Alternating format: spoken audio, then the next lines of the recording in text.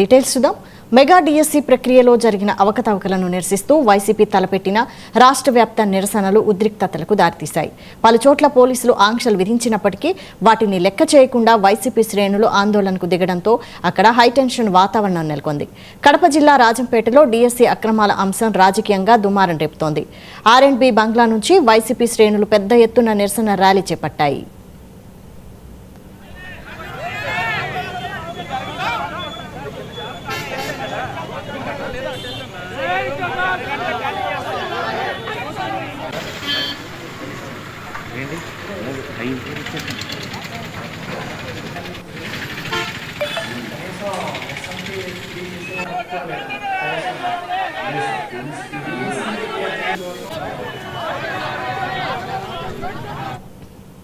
శాంతి భద్రతల పరిరక్షణ నిమిత్తం పోలీసులు అడ్డుకోగా ఆ వలయాన్ని ఛేదించుకుంటూ వైసీపీ నాయకులు ముందుకు కదిలారు. పరిస్థితి ఉద్రిక్తతకు దారితీయడంతో రాజంపేట ఎమ్మెల్యే ఆకేపాటి అమర్నాథ్ రెడ్డితో పాటు కార్యకర్తలు రోడ్డుపై బైఠాయించి నినాదాలు చేశారు. డిఎస్సి అక్రమాలపై సమగ్ర సిబిఐ విచారణ జరపాలని, విద్యాశాఖ మంత్రి తక్షణమే రాజీనామా చేయాలని ఆకేపాటి డిమాండ్ చేశారు. ప్రభుత్వం దిగివచ్చి న్యాయం చేసే వరకు పోరాటం ఆగదన్నారు.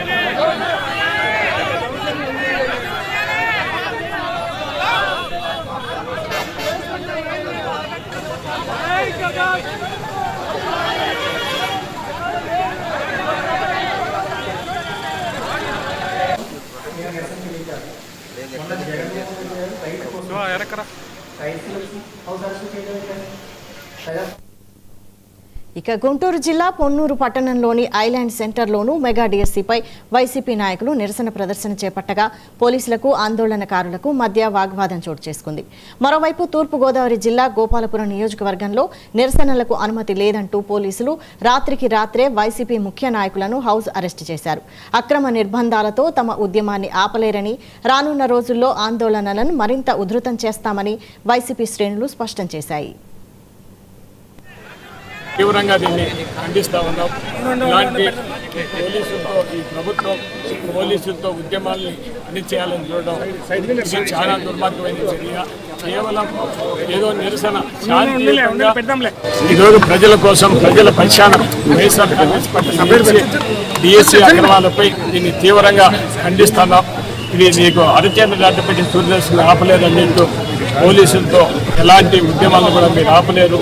భవిష్యత్తులో కూడా ఇంకా కూడా ఉద్యమం ఉవ్వెత్తున ఎగరేసుకునే ఉద్యమం తప్పకుండా ఇది సిబిఐ ఎంక్వైరీ అలా రాజీనామా చేసే వరకు కూడా వైఎస్ఆర్ నుంచి బయటకు రానివ్వకుండా చేసినంత మాత్రాన ఈ ఉద్యమం ఆగిపోద్ది అనుకోవక్కర్లేదు.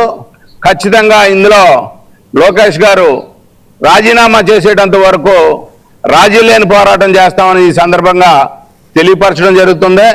అదేవిధంగా కొంతమందిని డిఎస్సి రాసిన విద్యార్థులు ఎవరైతే ఉద్యోగాలు వచ్చినాయో వాళ్ళందరినీ వాళ్ళ రోడ్ల మీదకి తీసుకొచ్చి వాళ్ళ చేత రాజకీయం చేయించడానికి కూడా ఇవాళ తెలుగుదేశం దిగజాడు రాజకీయాలు చేస్తుంది.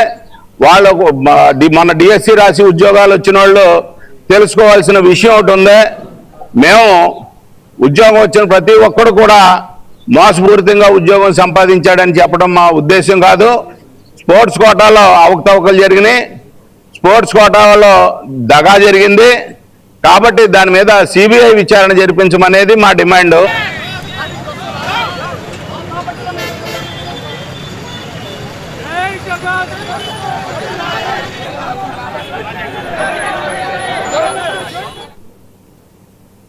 ఇదే అంశంపై మరిన్ని అప్డేట్స్ మా ప్రతినిధి అబ్దుల్ అలీం అందిస్తారు. అబ్దుల్ అలీం,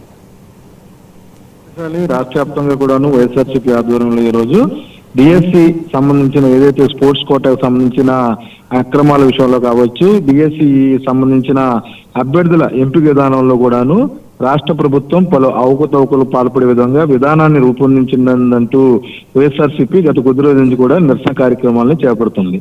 అయితే ఈ నిరసన కార్యక్రమాలకు సంబంధించి కూడాను టీడీపీ అంతే వ్యతిరేకంగా కూడాను వివిధ ప్రాంతాల్లో పోటాపోటీగా కూడాను వారికి పోటీగా దీక్షలు అలాగే ర్యాలీలు కూడా నిర్వహించే పరిస్థితి ప్రస్తుతం రాష్ట్రంలో నెలకొన్న నేపథ్యంలో రాష్ట్ర వ్యాప్తంగా కూడాను ఉద్రిక్తత పరిస్థితులు నెలకొన్నాయి. వైఎస్ఆర్సీపీ ఆధ్వర్యంలో రాష్ట్ర వ్యాప్తంగా ఈ రోజు యూత్ విభాగం తరపున నిరసన కార్యక్రమాలతో పాటు ర్యాలీలు కూడా నిర్వహించాలని వైఎస్ఆర్సీపీ అధినేత మాజీ ముఖ్యమంత్రి వైఎస్ జగన్మోహన్ రెడ్డి పిలుపునిచ్చిన నేపథ్యంలో ఆ దిశగా కూడాను ప్రయత్నాలు చేస్తున్న నేపథ్యంలో వివిధ ప్రాంతంలో ముఖ్యమైన నాయకులని పోలీసులు హౌస్ అరెస్టులు చేశారు. ముఖ్యంగా గుడివాడ మాజీ మంత్రి కొడాలి నానితో పాటు మచిలీపట్నం పేర్ని నాని అలాగే స్థానికంగా ఎవరైతే మాజీ మంత్రులు ఉంటారో ఎమ్మెల్యేలు ఉంటారో ఎక్కడైతే వివాదాస్పద కేంద్రాలు ఉంటాయో ఆ ప్రాంతాలన్నిటి వద్ద కూడాను ఇప్పటికే నోటీసులు జారీ చేశారు.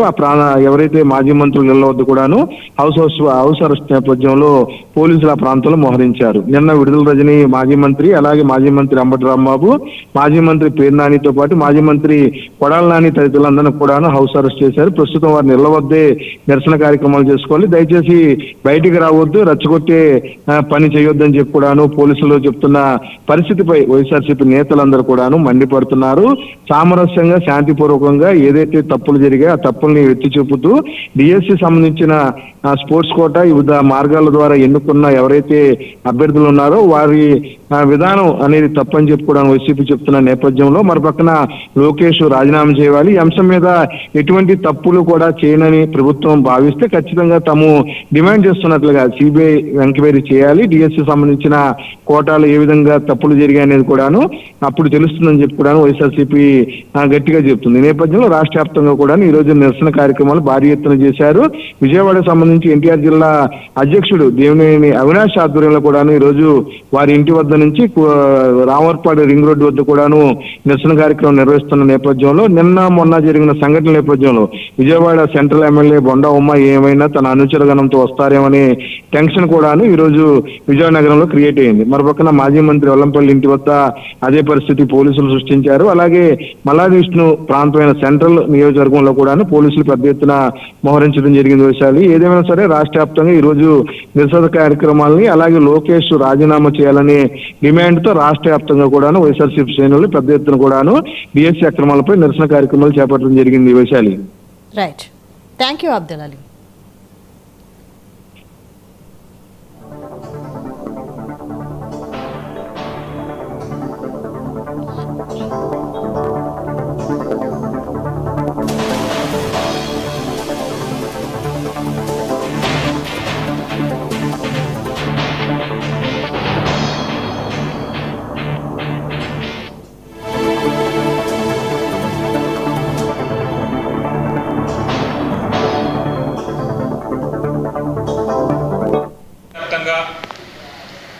డిఎస్సి పరీక్షలో జరిగినటువంటి అవకతవకలను ఉద్దేశించి విద్యార్థుల భవిష్యత్తును పణంగా పెట్టి